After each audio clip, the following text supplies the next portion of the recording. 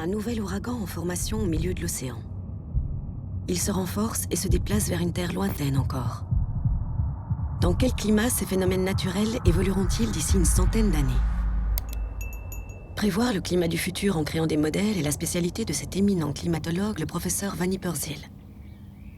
Le climat va se modifier dans les 100 ans à venir, en grande partie à cause des activités humaines et des gaz à effet de serre. Il faut notamment s'attendre à un réchauffement de la température à la surface du globe et à une évolution de l'activité cyclonique dans l'Atlantique. Cette évolution suscite de vives discussions au sein de la communauté scientifique spécialiste des ouragans à Miami, en Floride. Ce qui fait débat, c'est la question de savoir comment les changements climatiques vont faire évoluer les ouragans. Certains modélisateurs réalisent des prévisions sur les 100 ans à venir, montrant clairement que les sources d'énergie potentielles des ouragans seront plus importantes.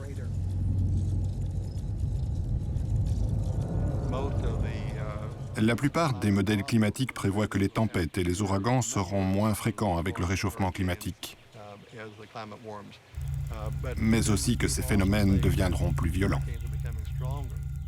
Aussi violent peut-être que l'ouragan Sandy, placé au 2e rang des tempêtes les plus coûteuses de tous les temps.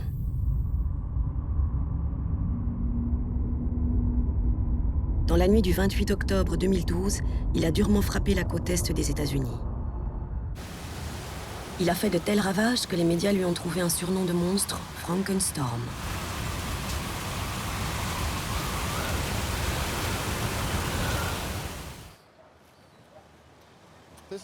Nous sommes dans la partie de la commune de Brick Township située sur les îles Barrières.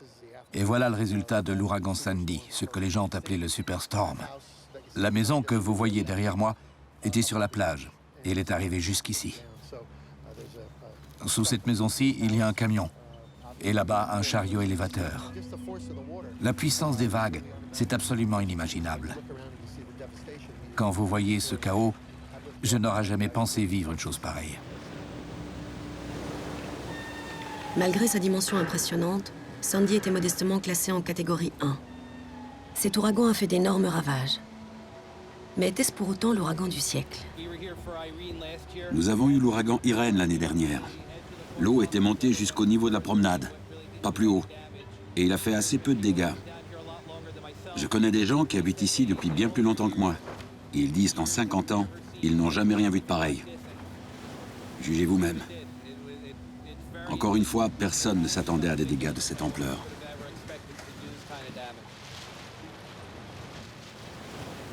Puisque les vents générés par Sandy étaient relativement faibles, son pouvoir destructeur doit s'expliquer autrement. Sandy ne générait que des vents de catégorie 1. Mais il était gigantesque. Ces vents de force tropicale ont été ressentis de la Caroline à la Nouvelle-Angleterre. Quand on parle de l'étendue d'un ouragan et de l'onde de tempête qu'il produit, il est important d'imaginer comment il pousse cette eau vers le littoral. Quand vous poussez l'eau avec votre main dans une piscine, vous ne déplacez qu'un peu d'eau. Mais si vous faites le même geste avec tout le bras, vous allez en pousser une grande quantité. C'est ce qui se passe avec un ouragan de grande dimension. Ce qu'il faut donc arriver à prévoir, outre la fréquence des ouragans de demain, c'est le danger lié à leur dimension et à leur puissance. Pour cela, on s'appuie entre autres sur les données très précises des satellites en orbite géostationnaire.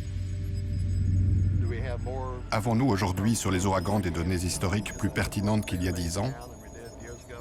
Pour moi, la réponse est oui, pour la bonne raison que l'on a énormément amélioré les observations. Et en effet, avant qu'il y ait des satellites, comment pouvions-nous savoir qu'un ouragan était en train de se former au milieu de l'Atlantique? Avant, les mesures prises par les satellites n'étaient pas de très bonne qualité. On ne peut donc se fonder que sur des données relativement récentes pour retracer l'évolution de l'activité cyclonique. Les données météorologiques officielles ont à peine 160 ans. Pour savoir plus précisément où et quand des ouragans sont survenus, il faut remonter plus loin dans le passé.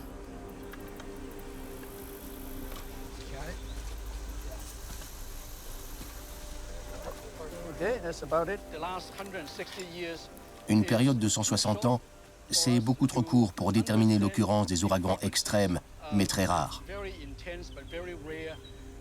C'est pourquoi nous devons travailler sur une échelle de temps nettement plus longue. Pour cela, nous devons remonter le temps. Nous essayons de prolonger cette période d'observation de 160 ans à 2000 ou 3000 ans, pour voir s'il y a eu dans un passé lointain des ouragans du type de Katrina.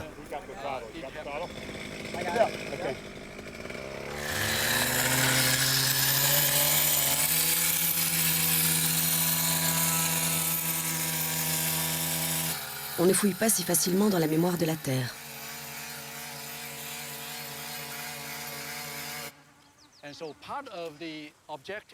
Le travail que nous faisons ici consiste notamment à trouver des traces d'anciens ouragans pour tenter de reconstituer leur fréquence à l'échelle de siècles ou de millénaires. Les ouragans violents soulèvent le sable des plages et le déposent dans les marais côtiers. Ce sont ces couches de sable piégées dans la vase qui révèlent leur passage.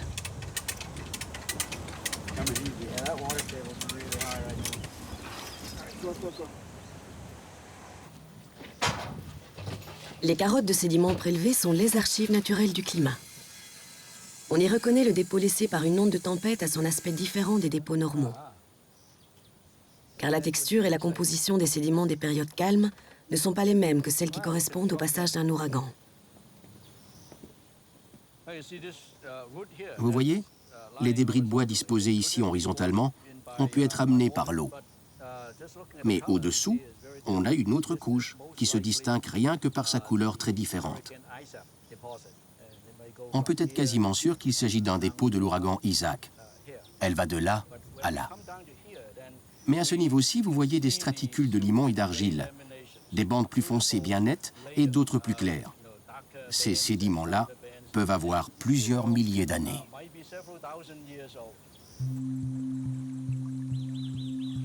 En analysant une série d'échantillons prélevés dans une zone donnée, les géologues sauront à quelle fréquence des ouragans majeurs s'y sont produits.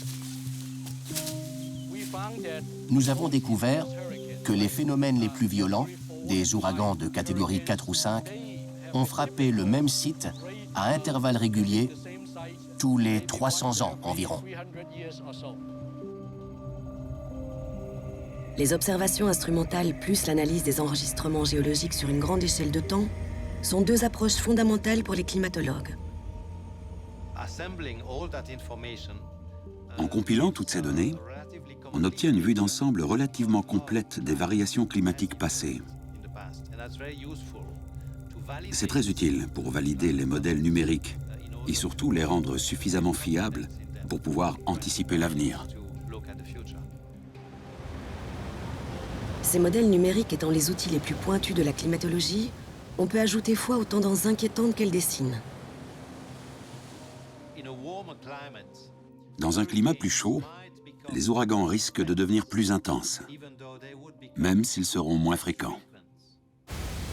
Plus intenses, cela sous-entend plus dévastateurs que les cyclones tropicaux dits majeurs que nous connaissons. Sommes-nous seulement capables d'admettre cette éventualité ?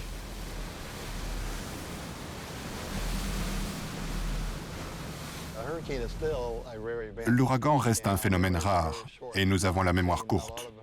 J'ai vu beaucoup d'ouragans ici à Miami, dont un de catégorie 5, Andrew, en 1992. Mais avec le temps, les gens oublient de quoi les ouragans sont capables.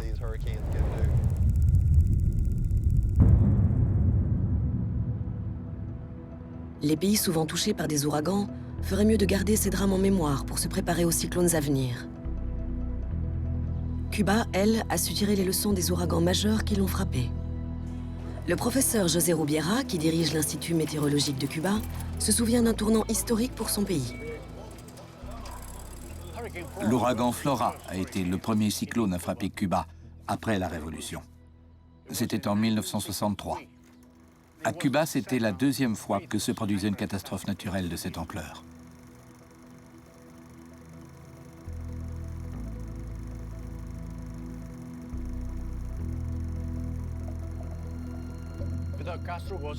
Fidel Castro s'est profondément ému du nombre de Cubains tués ou sinistrés par cet ouragan. C'était un ouragan absolument terrible.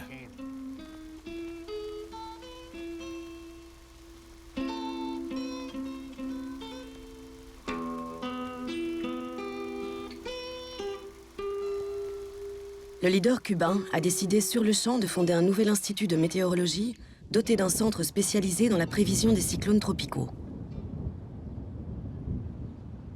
L'ouragan Flora a aussi créé un précédent dans l'attitude des populations. Depuis, tout le monde observe les règles d'urbanisme et obéit aux ordres d'évacuation. La chaîne de responsabilité débute au niveau des services météorologiques. La tormenta tropical Isaac continúa su paso por el Caribe insular. Y a esta hora nos vamos a comunicar con el doctor José Rubiera, el director del Centro de Pronósticos del Instituto de Meteorología de Cuba. Avec ces alertes diffusées partout, José Rubiera enclenche la mise en place par les autorités d'un plan de préparation suivi par tous à la lettre. La presión en el centro ha bajado a 992 hectopascal o milibares. Eso quiere decir que es... Voilà bien longtemps que notre pays, Cuba, sait comment réagir à un ouragan. Et c'est surtout grâce au professeur Rubiera. Quand un ouragan est près d'arriver sur la terre ferme, les gens ont déjà été évacués. Il y a peu d'endroits aussi sûrs que Cuba en cas d'ouragan. Les autorités sont très soucieuses de la sécurité de la population. Tout est mis en œuvre rapidement. Cette politique a déjà largement fait ses preuves.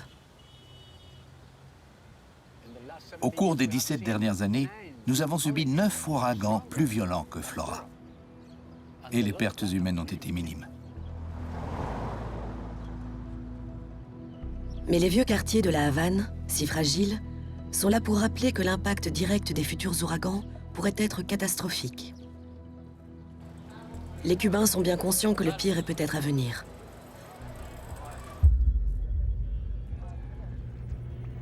Le réchauffement global des températures de l'ordre de 0,2 degrés centigrades tous les 10 ans va jouer un rôle important lui aussi dans la formation d'ouragans toujours plus violents.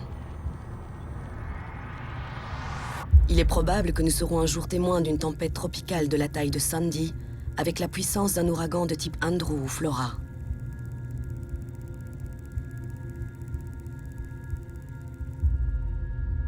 Certains climatologues estiment qu'avec l'évolution du climat qui se dessine, ces méga-tempêtes pourraient devenir jusqu'à 2 fois plus fréquentes.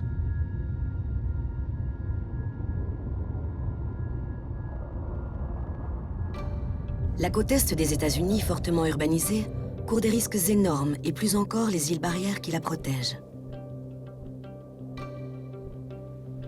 Ces étroites bandes de terre qui s'alignent le long du littoral sur des milliers de kilomètres agissent comme une sorte de digue entre les tempêtes et les villes côtières. Tim Palmer, qui vit depuis toujours sur la côte est de la Floride, s'inquiète des transformations que subissent ces îles. De tout temps, les îles barrières se sont urbanisées. Mais il me semble qu'on y construit de plus en plus. Des endroits qui étaient couverts de raisins de mer, de mangroves et de végétation arbustive sont souvent envahis maintenant par des immeubles et des parkings. À la rigueur, on peut construire sur les côtes intérieures des îles, moins exposées.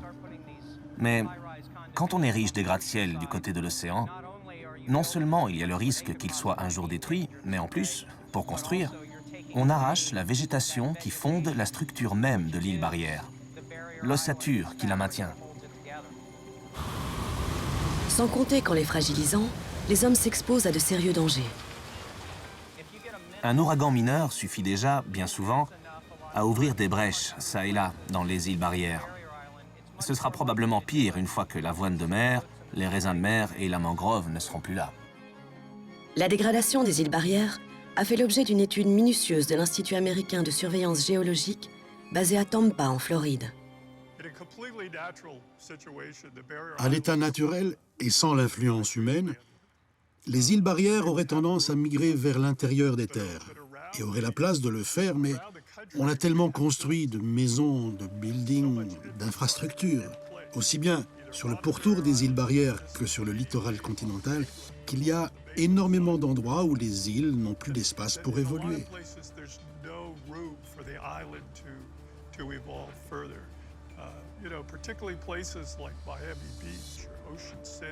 Notamment à Miami Beach ou Ocean City ou Virginia Beach, où se dressent de grands buildings. Tout ce béton a stabilisé le sol, alors qu'il y a toujours un mouvement naturel du terrain vers l'intérieur. Les hommes essayent de forcer les îles à se fixer, mais on a constaté bien des fois qu'à ce jeu-là, on n'est pas sûr de gagner. En 2011, l'ouragan Irene a traversé la baie de Pamlico, en Caroline du Nord. À ce stade, c'était un vaste cyclone tropical de catégorie 1. Il a frappé les îles barrières près du Cap Hatteras avec une onde de tempête de près de 2 mètres qui envahit la baie. Vents et vagues ont arraché des ponts, détruit des routes, abattu des maisons sur 400 km de côte.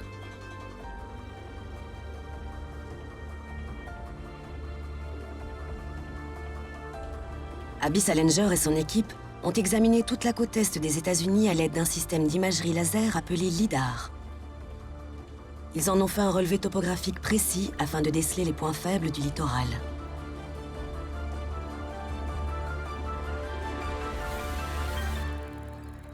L'imagerie LIDAR indique en rouge les points topographiques les plus élevés, en bleu les plus bas. Ces images révèlent que la plupart des villas du front de mer sont incroyablement près de l'océan.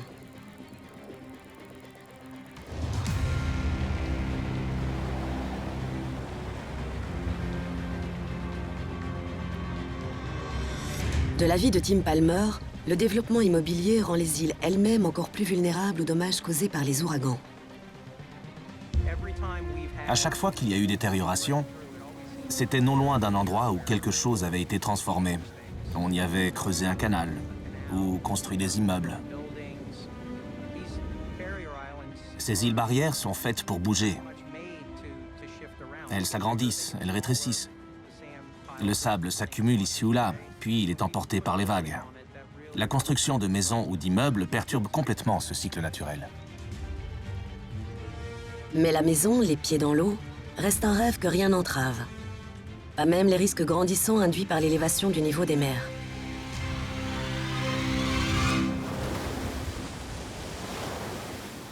Les plages de sable fin semblent figées dans une éternité paradisiaque.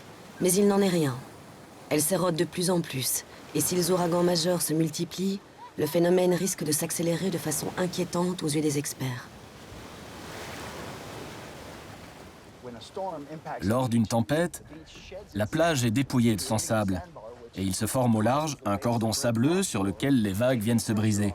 Il protège la plage, c'est une sorte de mécanisme d'autodéfense. Mais le phénomène est de courte durée. Après la tempête, les vagues normales redonnent à la plage son profil initial, et ce, de façon cyclique. Mais là encore, ce cycle naturel est rompu par le développement des complexes immobiliers sur la côte. On croit pouvoir y pallier en ramenant sur les plages le sable emporté par les ouragans.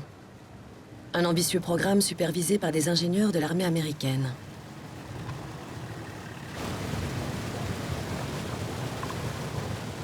Les plages de Floride sont ainsi réparées avec du sable pompé au large par l'une des plus grosses dragues du monde. L'opération est dirigée par Jacqueline Kaiser. En Floride, le sable se déplace du nord vers le sud. Et avec le développement immobilier, nous avons bétonné le littoral, réduit la largeur des plages, rasé des dunes pour que les gens aient une vue sur l'océan, approfondi des baies, et tout cela empêche le sable de descendre le long de la côte. Au contraire, à cause des obstacles empêchant ces mouvements naturels, le sable est irrémédiablement entraîné vers le large. À mesure que le littoral recule, nous réensablons toujours plus pour essayer d'entretenir le bord de mer et de conserver une bonne largeur de berme, comme barrière de protection contre les ouragans et les cyclones majeurs. 30 millions de dollars par an pour draguer les abords de la côte après un ouragan, plus 10 millions de dollars pour reconstruire les plages. Quand le sable est emporté au large, ce qui se fait depuis plusieurs dizaines d'années, c'est d'aller le pomper sur les fonds marins, le long du littoral, pour les réentasser sur la plage. J'assiste à ces opérations depuis au moins 25 ans. Et à peine l'a-t-on remis sur le rivage que le sable est de nouveau emporté. Le plus triste, c'est que non seulement on dépense beaucoup d'énergie et d'argent pour refaire les plages en pure perte, mais en plus, Le sable recouvre les récifs coralliens naturels qui s'étirent au large de ces plages. À chaque fois qu'un ouragan érode une plage, les gens se disent « Voilà, on a dépensé une fortune pour la refaire et tout est à recommencer. » Pourtant, c'est exactement ce qu'on attend des plages. Qu'elles se sacrifient pour nos immeubles, pour notre santé et notre sécurité, pour nos infrastructures. Substituer les techniques humaines au système naturel. La tâche est herculéenne, mais répond à des impératifs soi-disant incontournables. Si nous arrêtions de réensabler les plages de Floride, ce serait catastrophique pour l'économie. Le tourisme représente à lui seul un chiffre d'affaires annuel de 60 milliards de dollars pour l'État de Floride et génère d'énormes revenus fiscaux pour l'État fédéral. Les hôtels, les rues, les écoles, les hôpitaux, les routes finiraient par être complètement désertées à cause des dégâts des ouragans. Pour le bien de l'économie, ces opérations de chirurgie plastique à grande échelle doivent donc continuer. Mais le sable sera-t-il une protection suffisante contre des ouragans de plus en plus déchaînés ?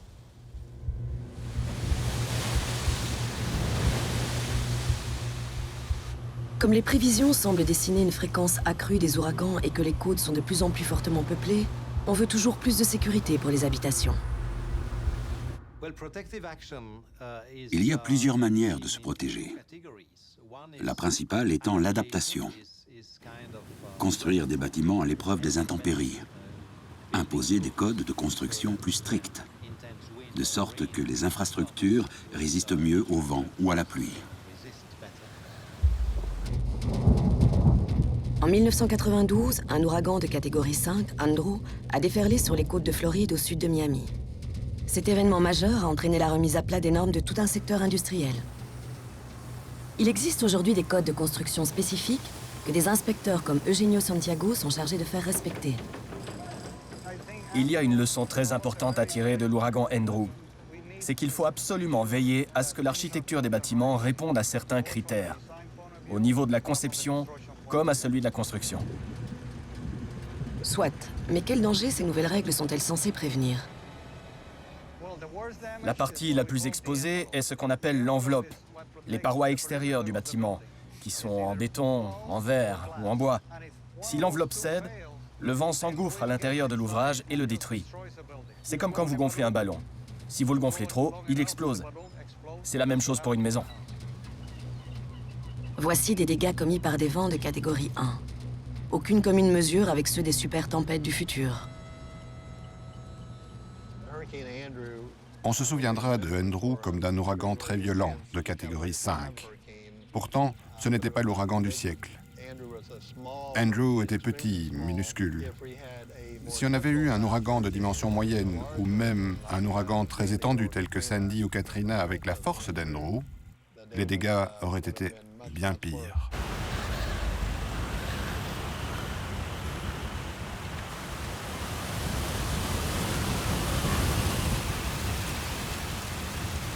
C'est à ce scénario du pire que les ingénieurs en génie civil s'efforcent de se préparer dans les moindres détails.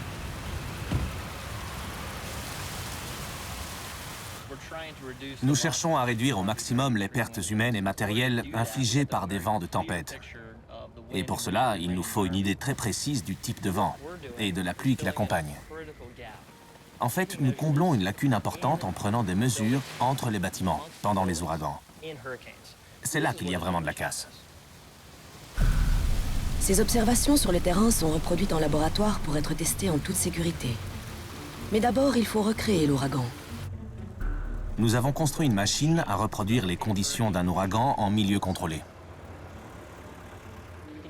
On peut générer au maximum des vents de 230 km/h et donc exercer de très fortes pressions sur les toits afin de déterminer précisément des seuils de tolérance.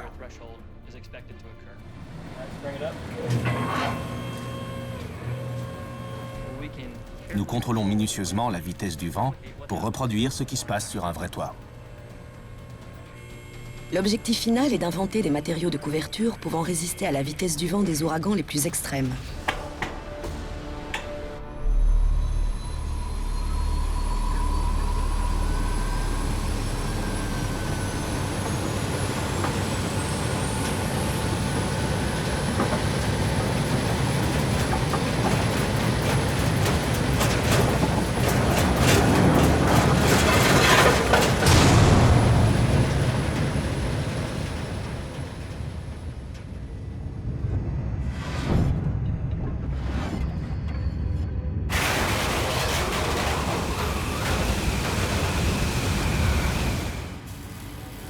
28 000 maisons ont été soufflées par l'ouragan Andrew en moins de 24 heures. Avec des vents très violents, les structures verticales aussi sont durement éprouvées. Pour tester leur résistance, l'équipe a mis au point une machine qui recrée la pression dynamique exercée par les ouragans sur les côtés des bâtiments. Okay, just make sure the traceable spheres are in the line of sight. Yeah, looks good. Okay. C'est un système conçu pour produire des pressions dynamiques extrêmes. Imaginez les forces exercées au sommet d'un gratte-ciel par un ouragan de catégorie 5, ou celle d'une tornade d'intensité F4 sur un bâtiment de hauteur limitée. Ça donne une idée de la puissance dont on parle. All set? All right, Scott, go ahead and start the engine so we can begin the test. Okay.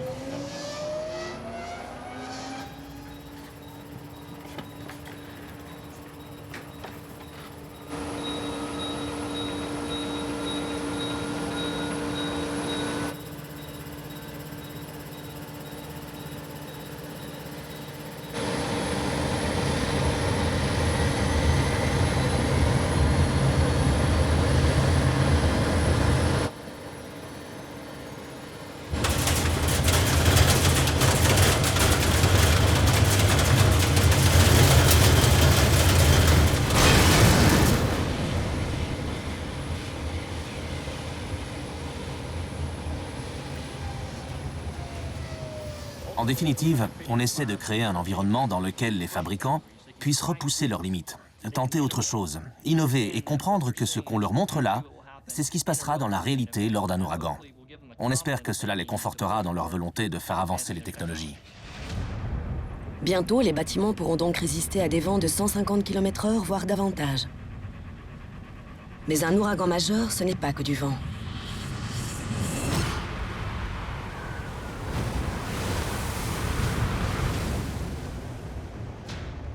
Les spécialistes en océanographie physique de l'Université de Miami travaillent sur la question des vagues soulevées par les ouragans.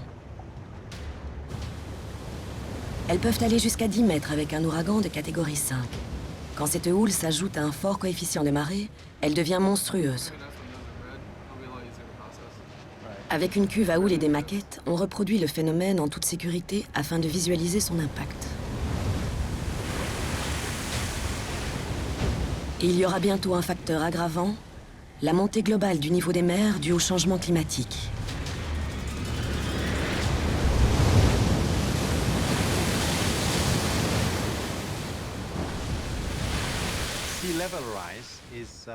La hausse du niveau des mers est un baromètre qui est bien connu de la communauté scientifique. On la mesure aujourd'hui précisément d'un bout du monde à l'autre. Et ces mesures font clairement état d'une élévation moyenne de près de 20 cm depuis le début du XXe siècle. Et ce n'est là qu'une amorce de cette montée, puisque les projections pour la fin de ce siècle indiquent que le niveau des mers pourrait s'élever encore de 30 cm à 1 mètre. Ce qui impliquera bien évidemment des changements considérables pour les millions de gens qui vivent près des côtes. Et aussi pour ceux qui habitent plus à l'intérieur, car on prévoit que l'onde de tempête des futurs ouragans pénétrera bien plus loin dans les terres. Les pressions et les vents extrêmes d'un ouragan majeur pourraient engendrer des inondations sans précédent, des ondes de tempête de 6 à 7 mètres.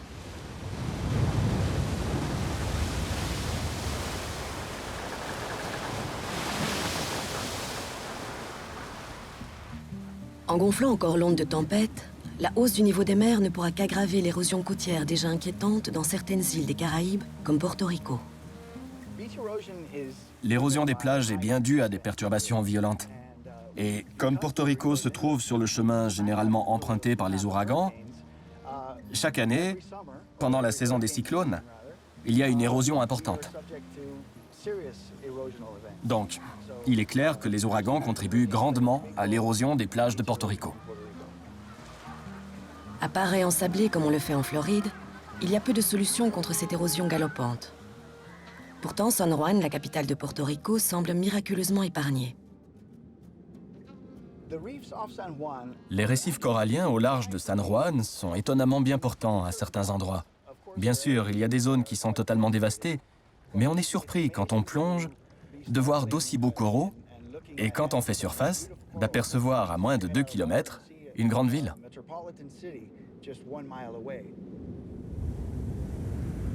La protection de San Juan ne relève pas du miracle, mais de la présence d'un récif qui absorbe l'énergie des vagues.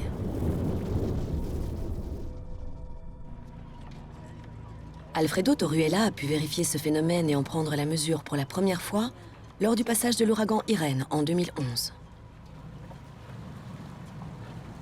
Alors qu'Irene se trouvait encore à quelques centaines de kilomètres à l'est de Porto Rico, son équipe et lui sont allés installer des instruments de mesure à différents endroits du récif.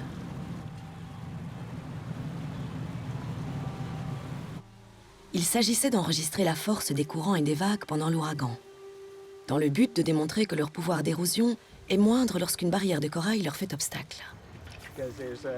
Au large de San Juan, il y a ce type de récif protecteur. Et nous voulions étudier l'interaction entre ce récif, les vagues et les courants, et voir quel effet cela peut avoir sur l'érosion des plages pendant un ouragan. Ils n'avaient guère de temps à perdre. Il ne restait que 18 heures avant l'arrivée de l'ouragan.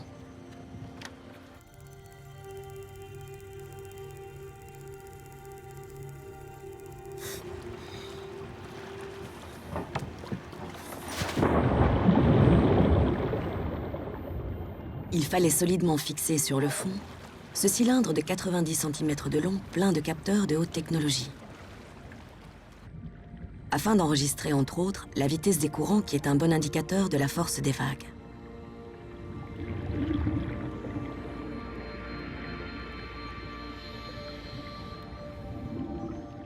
Nous avions installé notre instrument à l'extérieur du récif frangeant, mais aussi à l'intérieur, entre la côte et lui, pour enregistrer les vagues et les courants associés à l'ouragan Irene.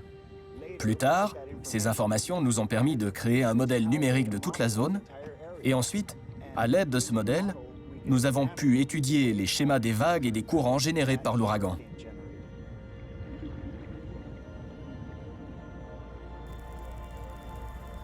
Lorsqu'elle a touché le nord de Porto Rico, Irene était devenue un ouragan de catégorie 1, accompagné d'une énorme houle.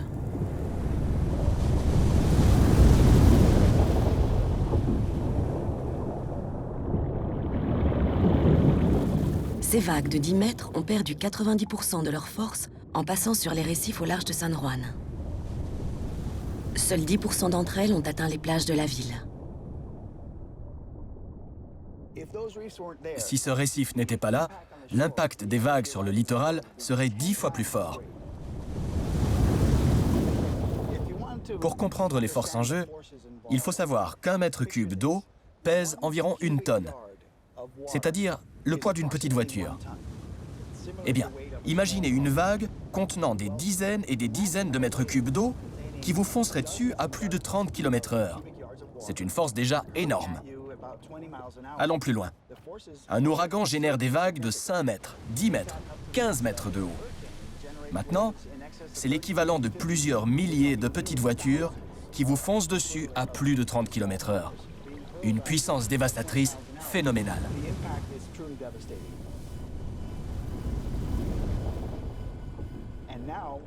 Voilà une raison supplémentaire de préserver ces récifs. Sans eux pour bloquer l'énergie des vagues pendant les ouragans, la ville de San Juan n'existerait plus à l'heure qu'il est. Plusieurs villes des Caraïbes ont été bâties en face d'un récif protecteur. Mais aujourd'hui, ces massifs coralliens dépérissent.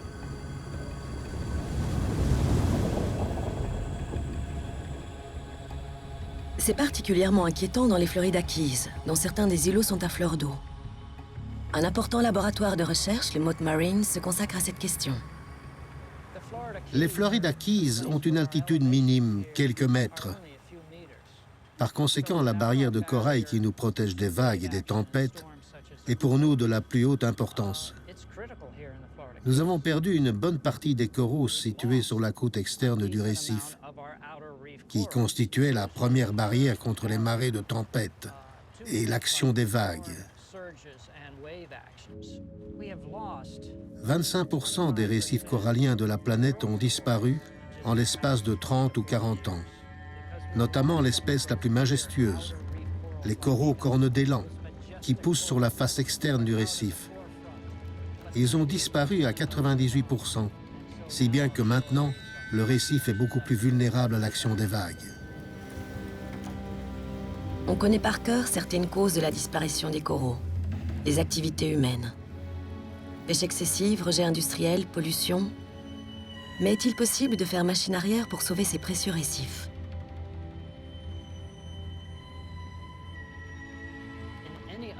Pour toutes les autres espèces, on fait ce que l'on appelle de la restauration. Quand une forêt a brûlé, on replante de jeunes arbres. Mais depuis 10 ans, ici, nous nous acharnons à en faire autant avec les coraux, pour voir s'ils peuvent être restaurés et replantés. Et la bonne nouvelle, c'est que ça marche, et même mieux que je ne l'aurais cru. Une équipe de biologistes du Mote Marine espère même restaurer ainsi tous les récifs des Caraïbes. Le corail corne de cerf s'est toujours adapté pour faire face aux pires intempéries, même aux ouragans. Son système reproducteur naturel est ainsi fait qu'il peut se casser en petits morceaux pendant une forte tempête, et chacun de ces fragments peut se fixer sur le récif pour fonder une nouvelle colonie.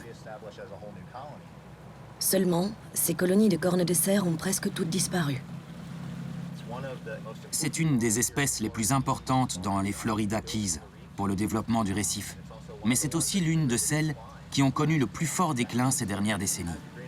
Dommage, parce qu'elle se prête bien à la restauration, car elle pousse très vite ici.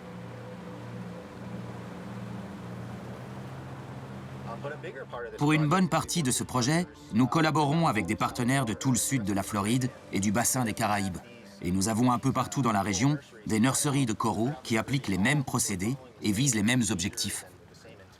Si bien que si l'une de ces nurseries était détruite par un ouragan, ici, dans les Keys, nous pourrions travailler avec nos partenaires des autres régions et le projet continuerait d'avancer.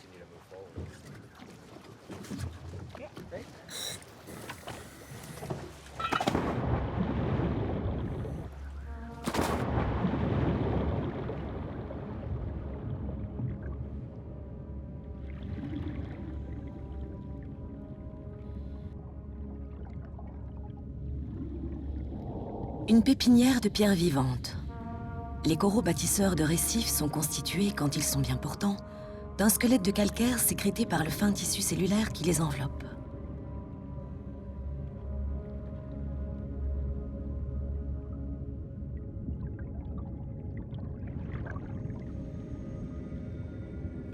Nous sommes dans une région exposée aux ouragans, et il a fallu en tenir compte dans notre façon de cultiver nos coraux. Nous essayons plusieurs méthodes, les enfoncer dans le sol ou les suspendre à des structures qui se déplacent au gré des vagues et des marées.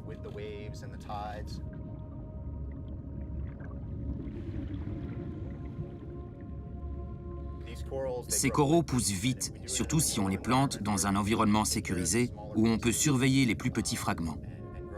Une fois qu'ils sont assez solides pour endurer des facteurs de stress, on les transplante sur le récif en assez grand nombre et dans une large variété d'espèces, afin d'obtenir des petites populations compactes qui se féconderont mutuellement et repeupleront la zone du récif sélectionnée.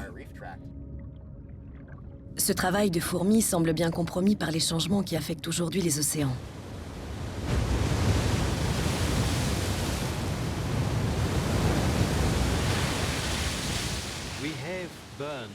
Nous avons émis un peu plus de 500 milliards de tonnes de dioxyde de carbone depuis le début de l'ère industrielle. Les océans en ont absorbé à peu près 150 millions de tonnes, ce qui a augmenté leur acidification, créant un problème supplémentaire. Un problème qui pourrait nuire aux coraux, puisque l'acide dissout le carbonate de calcium dont est fait leur squelette. À l'Agence américaine d'études de l'océan et de l'atmosphère, la NOAA, on observe aussi virtuellement l'évolution du corail dans l'océan de demain. Les coraux ont une structure compliquée. Ils sont criblés de petites anfractuosités et formés de multiples branches. C'est pourquoi nous utilisons le scannage 3D. Voici un échantillon de l'espèce menacée, le corail corne de cerf. Nous avons fait pousser ces coraux dans un laboratoire qui reproduit exactement les conditions prévues pour la fin du siècle. Ainsi, nous pouvons suivre les changements qui s'opèrent chez des coraux vivants à différents stades de l'acidification de l'océan.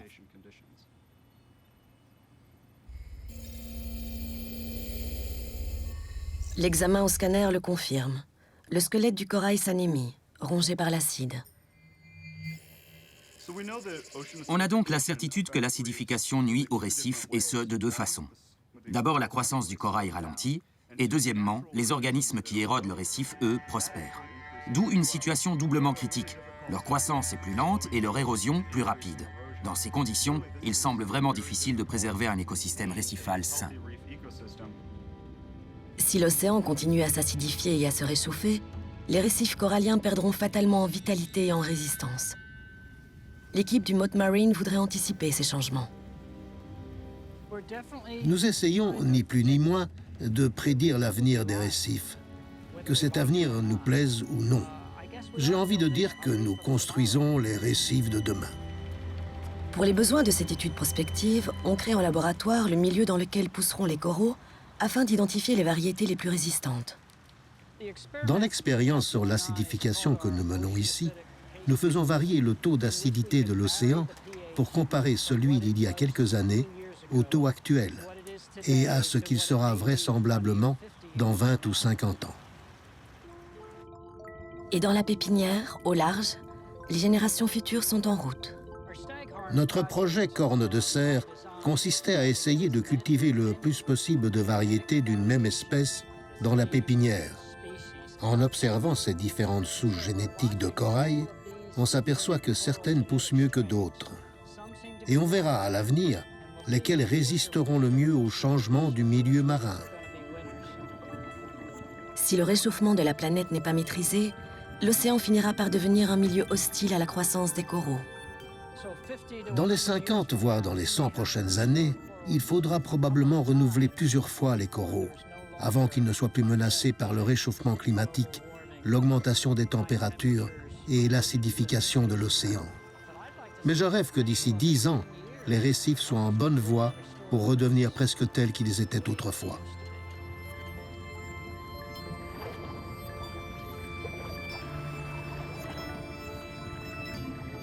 Objectivement, ces fragiles plants de corail ont-ils une chance de résister aux bouleversements climatiques planétaires, alors que les îles barrières, les défenses naturelles des villes d'antan, tombent inexorablement en ruine?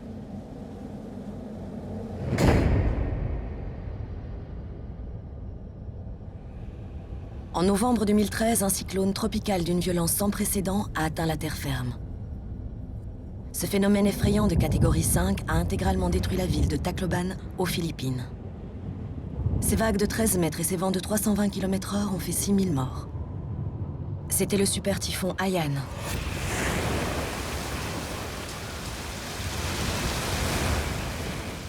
Le typhon le plus violent qu'ait connu l'homme moderne.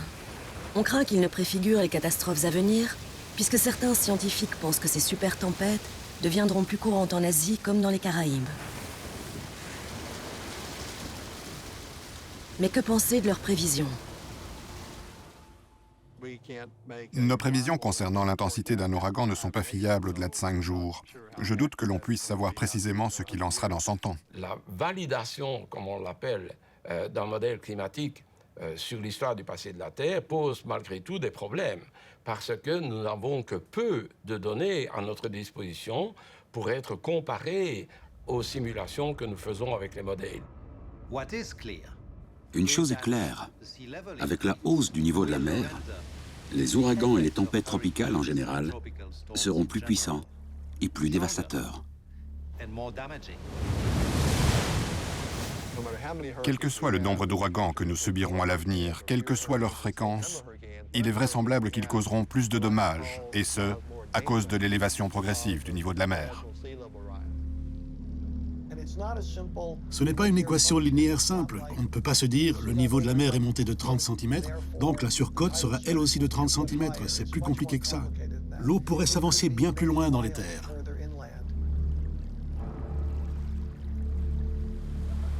Le danger va donc croissant, à l'inverse du bon sens. On s'obstine à construire toujours plus près de la mer sans tenir aucun compte des réalités. Il est manifeste que nous continuons à développer les zones littorales, ces zones tellement vulnérables. Et la majorité des politiques, au niveau local, estiment que c'est une bonne chose. Plus il y a d'habitants et d'installations de luxe sur la côte, et plus l'assiette fiscale augmente. Cette politique, qui ne retient que les enjeux économiques, expose les citoyens que nous sommes à des dangers dont la science seule ne pourra sans doute pas nous protéger. Le problème auquel nous sommes confrontés va bien au-delà de la science. C'est aussi un problème technique, économique, humain et moral. On pourrait peut-être résoudre collectivement le problème en s'inspirant de la sagesse dont firent preuve certains habitants de la Louisiane il y a 150 ans.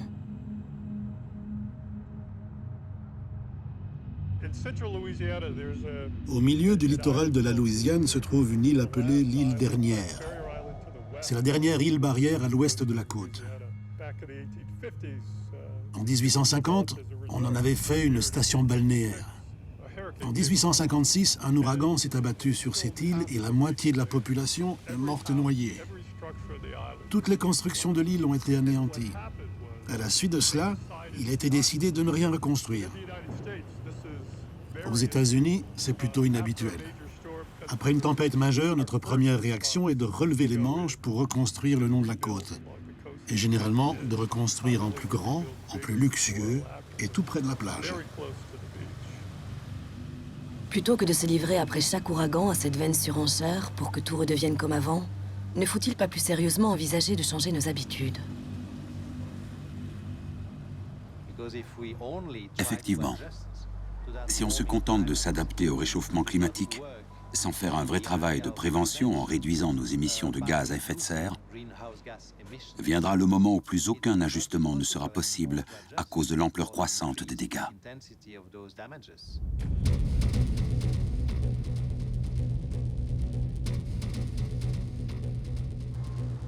Dans notre avenir incertain, il y a quelques certitudes. Les habitats naturels dépérissent. L'urbanisation des côtes progresse. Le niveau des mers monte. Les hommes construisent, colmatent, sécurisent leur vie rêvée. Mais pendant ce temps, et bien plus vite que nous ne le pensons, la terre sous nos pieds se transforme. Et nous nous enfonçons dans le déni.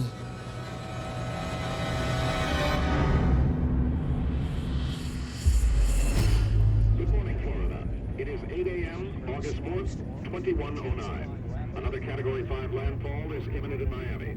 The second Cat 5 to hit the city in the last 6 years. Storm surge has flooded tens of miles inland. I-95 is gridlocked. Thousands of vehicles trapped in the mass